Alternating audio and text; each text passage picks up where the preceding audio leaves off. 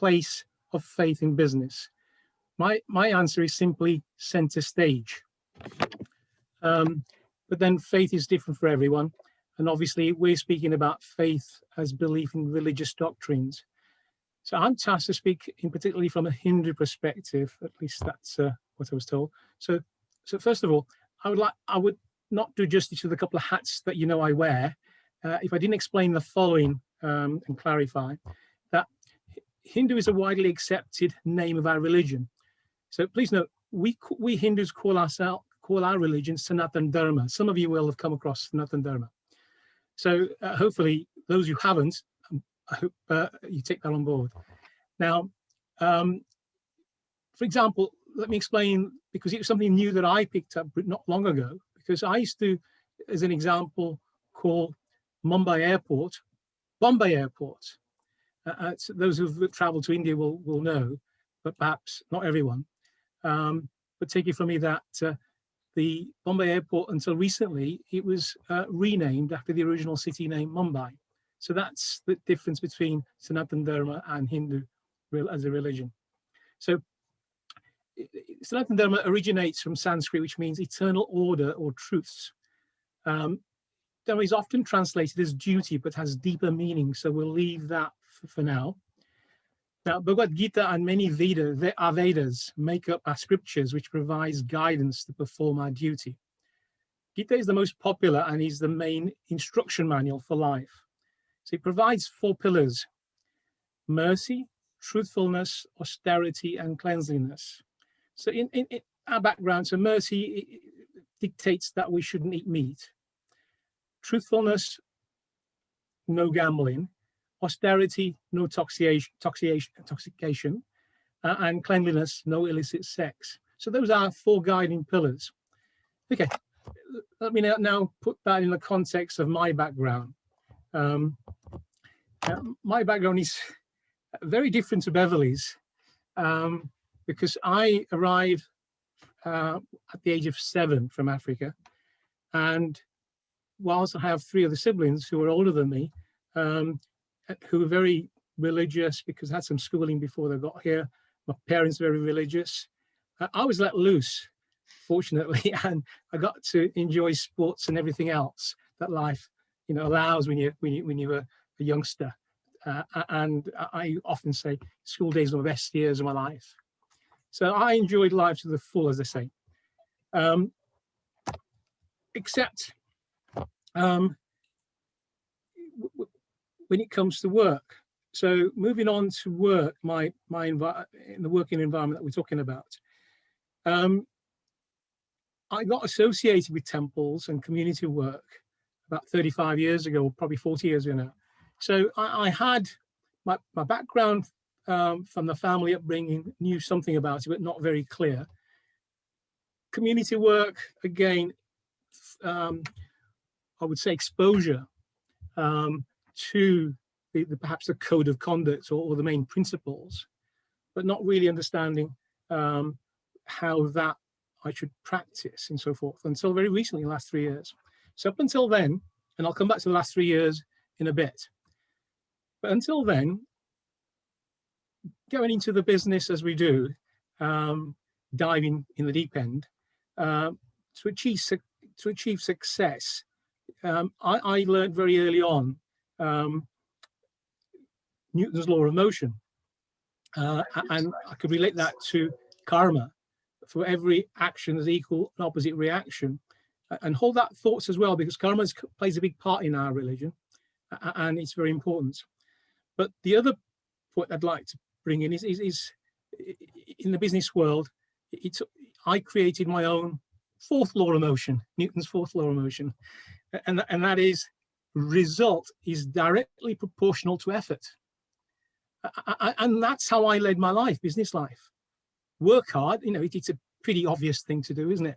You roll your sleeves up and you get on with it.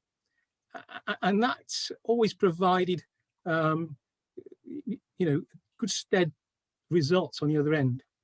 So I carried on. And of course, what that reminds me further down the road, when people say, well, Ashvin, you're very lucky with this, or you got very lucky with that. As we do, don't we? We get said that you're lucky to done this or lucky to have achieved that. But then I always end up quoting, having read all the business manuals that you might find. One particular comes to mind, which is very close to my heart, is what they don't teach you at Harvard Business School. There's lots of gems in there. And one that people be familiar with is the one from Gary Player, South African golfer, who says, when interviewed by a journalist, he says, how is it that, you must be very lucky to keep on potting that golf ball in one when nobody else can.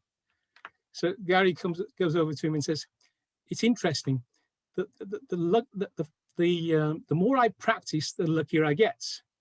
So that's, again, you all heard, I'm sure some of you or most of you will have heard it before, but of course that reinforces my belief in the business world. Practice makes perfect. So I'm continuing with this. Fortunately enough to have that exposure, and of course I came back into the community work after having a bit of a break with family life and so forth in the last 5 years or so. And I took up chairman of Hindu Forum, representing our Hindu community in Walsall and now West Midlands. So it fell onto me to perhaps organise. I need to, because I've got grown-up children now. Well, not grown up, but still in their 20s and early 20s, and the oldest has just reached 25. How can I have a meaningful conversation with these guys about my own culture? I mean, I did Bible studies when I was a teenager and attended, table tennis youth clubs and so forth. I probably know more about other faiths than my own faith. And also to encourage activities, because most temples and other faith places of worship have been on a decline in terms of attendance. So I had a mission of creating different activities and getting them into our place of worship. And I fortunately got very lucky with some old acquaintances and friends who helped me set up Gita classes. And we used to have one a week, and we used to have another weekly wisdom chats on a Friday. So we had twice a week before lockdown. Since then, we've got one every day and a couple over the weekend. So we're extremely busy, but it keeps us out of mischief for sure. And what I've realized from these professional scholars and quoting scriptures tell me is otherwise of what I've learned in my business life. That it's not, we're not in control of things around us or in control of our successes. Whilst we may think we are, because how else can you answer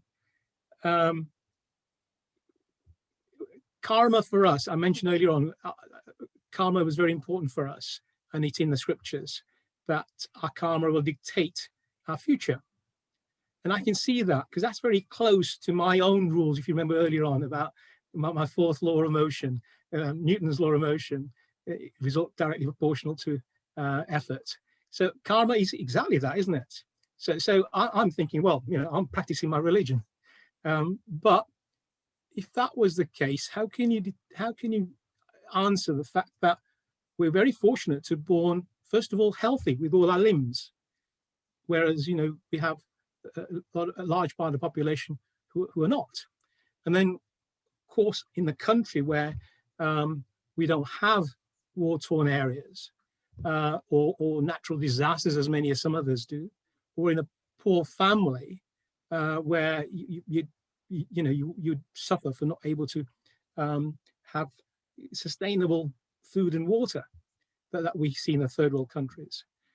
And of course, in some countries where children birth, survival rates after birth is so little. So how can you answer that? How can you justify that? Well, you can't. And luckily, the scriptures give us that insight. So for me, I'm back on track, or perhaps learning about our religion, which is opened up quite it's quite profound. And now I'm able to put the jigsaws together, which is quite a revelation and helpful, which answers some of the missing gaps.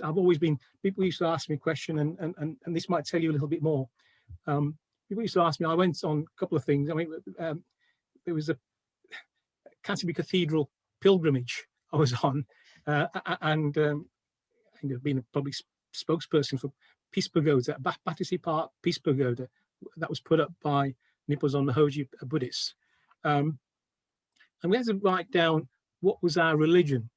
And I always said seeking truth, search of religion or search of truth, because that was going back probably when I was 24, and many times since I was involved in some other pilgrimage peace walks during that period, and that's where I was stuck at.